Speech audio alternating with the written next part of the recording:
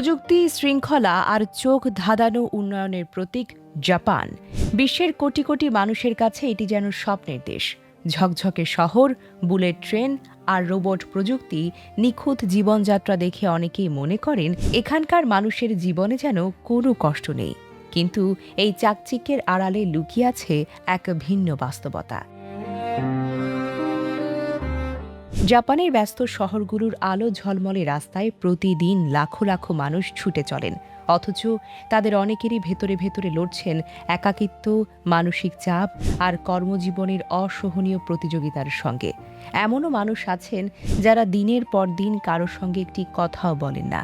পরিবার থেকে বিচ্ছিন্ন হয়ে পড়েন অনেকেই। অ্যাডভেঞ্চারের খোঁজে যারা জাপানে যান তারা মুগ্ধ হন মাউন্ট ফুজির সৌন্দর্যে, প্রাচীন মন্দিরে, বাঁশের বন কিংবা নিয়ন আলোর মোড়া টোকিও শহরে। কিন্তু সেই ভ্রমণের মাঝেই ধরা পড়ে আরেকটি বাস্তবতা: অত্যন্ত ব্যস্ত জীবন, সীমিত ব্যক্তিগত সময় এবং নিঃসঙ্গতার দীর্ঘ ছায়া।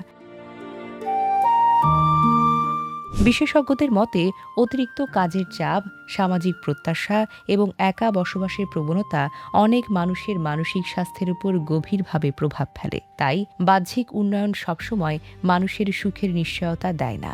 জাপান আমাদেরকে শেখায় শুধু প্রযুক্তি বা অর্থনৈতিক অগ্রগতি নয়, মানুষের হাসি, পরিবার, বন্ধন এবং মানসিক শান্তিও একটি দেশের প্রকৃত সম্পদ। চকচকে আকাশচুম্বী ভবনের আড়ালে তাই লুকিয়ে আছে হাজারো না বলা গল্প, অদৃশ্য কান্না আর সংগ্রামের ইতিহাস।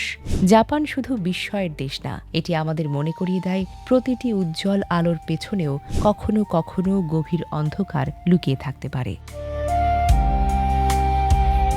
Desk report, recap news.